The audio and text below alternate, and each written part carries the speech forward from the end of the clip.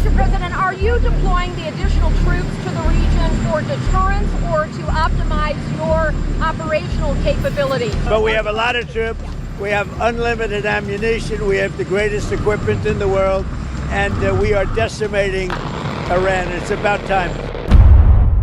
This is the generational turning point the world has been holding its breath for since 1979. For decades, the United States military has planned, simulated, and waited for the ultimate reckoning in the Persian Gulf. The rudderless decades of geopolitical chess, the proxy wars, the hostage crises, and the endless hubris of the Iranian Revolutionary Guard have all led to this exact moment. At strictly classified U.S. military installations across Bahrain and the United Arab Emirates, the heavy, humid midnight air was suddenly shattered by the sound of the American war machine waking up. The order had finally come down from the commander-in-chief. DEFCON levels shifted, encrypted channels lit up. The directive was absolute: bring 20,000 elite American troops to full combat readiness. The target? The Strait of Hormuz. The mission? Complete and total neutralization of the Iranian coastal threat. Long before the sun even thought about breaking over the desert horizon, transport trucks began rolling up to the barracks. There was no shouting, there was no hesitation, just the grim, quiet, and terrifying professionalism of men and women going to war. Soldiers moved with deliberate purpose in the amber glow of the staging areas. They loaded heavy rucksacks packed to the absolute seams with spare multicam uniforms, trauma-grade first aid supplies, tactical radios, extra lithium batteries, and MREs. They were told they were heading into the most heavily defended airspace in the Middle East for an undetermined period. Nobody asked questions. They simply locked their magazines, checked their night vision goggles, climbed aboard the tactical transports, and rolled out toward the sprawling military airfields. Simultaneously, at a separate secure facility, the United States airborne units were going through their own sacred, silent rituals. Deep in the staging hangars, paratroopers meticulously rigged their T-11 main parachutes on their backs and secured the reserve chutes to their chests. They carried their M4 carbines in soft rifle cases slung tightly over their shoulders, sandwiched next to heavy combat packs weighing upwards of 80 pounds. In perfect unison, they formed two massive, endless columns and marched out onto the tarmac.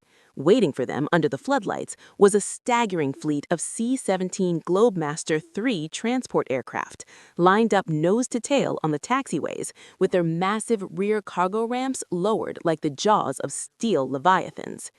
These paratroopers were the vanguard. They were going to fly directly into the operational area, drop into hostile territory under the cover of darkness, and seize the ground before the bulk of the conventional amphibious forces even arrived. But infantry alone cannot break a fortified coastline. You need the gods of war. Thousands of miles away, on a separate heavily guarded strategic bomber airfield, ground crews were executing a terrifying mechanical ballet. They were loading deep strike ordnance into the belly of the B-52H Stratofortress. The B-52 is a 60-year-old airframe, yet it remains the most feared shadow to ever fall across an enemy sky. Tonight, it was being armed for pure devastation. Massive 2,000-pound Mark 84 general-purpose bombs, each one nearly 13 feet long and packed with enough high explosives to level a city block, were hoisted one by one into the internal rotary launchers. External wing pylons groaned under the immense weight of precision-guided joint direct attack munitions. Heavy forklifts and mechanized bomb loaders guided each weapon into precise position. Ordnance technicians locked the heavy steel mounting hooks, connected the electronic arming wires, and double-checked every single fuse. Inside the crew room, the bomber pilots and weapons systems officers went through their final life support checks. They tested their oxygen masks, verified their regulators, and packed their personal survival bags with water, maps, classified evasion checklists, and sidearms for a grueling flight that would last well over 12 hours. When the final green light was given, the crew walked out to the massive bomber, stowed their gear, climbed the steep ladderway to the upper flight deck, and strapped into their ejection seats. Outside, the B-52's 8 massive turbofan engines spooled up, one after another, emitting a deafening, earth-shaking roar. The heavy bomber slowly taxied down the runway, lined up on the center line, and pushed the throttles to maximum. It lifted off, fighting gravity under the immense, crushing weight of its full bomb load, banking slowly into the night sky, headed straight for the Iranian coast. Meanwhile, out in the black, choppy waters of the Persian Gulf, the United States Navy was preparing to unleash hell. Aboard the massive amphibious assault ships, including the USS Tripoli, United States Marines prepared for their own violent departure. Down on the sprawling flight decks, squadrons of CH-53E super stallions sat like sleeping dragons, their massive rotors folded back. When the klaxon sounded, the Marines grabbed their rifles, climbed the steep metal ladderways from the berthing areas, and rushed across the non-skid deck to board the heavy lift choppers. Rotors unfolded and locked into place. The massive engines screamed to life, creating a hurricane of rotor wash across the deck. Dozens of helicopters lifted off simultaneously, forming a dark, heavily armed swarm heading straight inland to link up with forward units. At Allied airfields across the Arabian Peninsula, waves of UH-60 Black Hawk helicopters flew in tight tactical formations, skimming the desert floor to avoid early warning radar. They were shuttling thousands of additional troops from staging bases to forward operating positions just miles from the strait. The flight operations were short, constant, and brutally precise. Land in the dust, drop off the heavily armed assault teams, fly back, pick up more, repeat, a massive logistical conveyor belt of American firepower. Back in the sky, the fleet of C-17s carrying the airborne reached their designated drop zones right along the vital choke points of the strait. Inside the cavernous red-lit cargo holds, the jump masters held up their hands and gave the final, fateful commands. Stand up, hook up, check static lines, sound off for equipment check. The side troop doors opened, letting in the deafening roar of the slipstream and the freezing night air. The green light flashed, and just like that, the sky was filled with American paratroopers jumping out one by one into the abyss. Parachutes deployed with violent snaps, creating a massive, sprawling trail of silk behind the massive cargo planes. Within minutes, the entire stick was on the ground. They violently shed their harnesses, collected their weapons, and moved silently through the dark terrain to their rally points. They were a ghost army, assembled deep behind enemy lines before the Iranian coastal garrisons even knew they were there. After dropping their human cargo, the C-17s banked hard, continuing to secure at Allied airfields, where they touched down, lowered their ramps, and immediately began offloading armored vehicles, artillery, and vital support equipment. The trap was fully set. All units were rapidly converging on their designated operational zones. The paratroopers who had just fallen from the sky seamlessly linked up with the heavy armor arriving by air.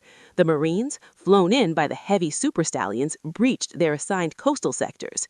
Soldiers transported by the Blackhawks were already digging into their firing positions. Heavy mechanized equipment and armor rolled off follow-on transport flights, crushing the desert sand under their treads.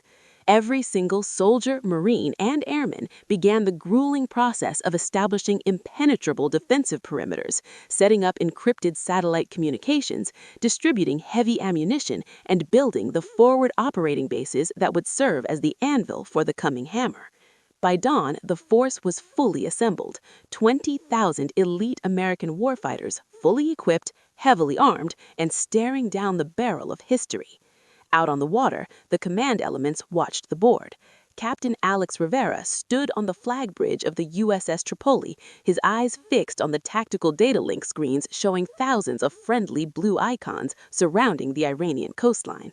In the air, Lieutenant Sarah Klein ran the final weapon systems checks on her heavily armed MH-53E Sea Dragon helicopter, hovering just off the coast. On the ground, deep in the dust and rocks, Chief Petty Officer Marcus Hayes chambered around in his rifle, giving his Ranger assault teams one final, silent hand signal. 20,000 U.S. Marines and Rangers were in position. The diplomatic clocks had run out. The strategic patience of the West was exhausted. The order was given: execute. The assault on the Iranian coastal missile sites began with a symphony of overwhelming violence. The first wave hit the coast under the devastating continuous covering fire from Marine AH-1Z Viper attack helicopters.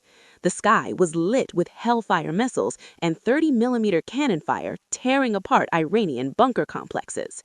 From the sea, massive landing craft air cushion known as LCACs roared onto the beaches at 40 knots, dropping their ramps and disgorging heavily armed Marines and armored vehicles directly onto the sand. Chief Hayes led his Rangers in a brutal, lightning-fast sprint up the beach, maneuvering through the rocky outcrops toward the first major anti-ship missile site.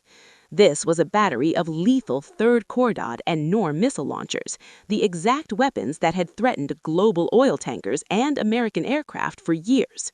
From the sky, Lieutenant Klein banked her massive Sea Dragon hard, delivering precise, devastating rocket fire directly into the Iranian radar arrays, blinding their targeting systems.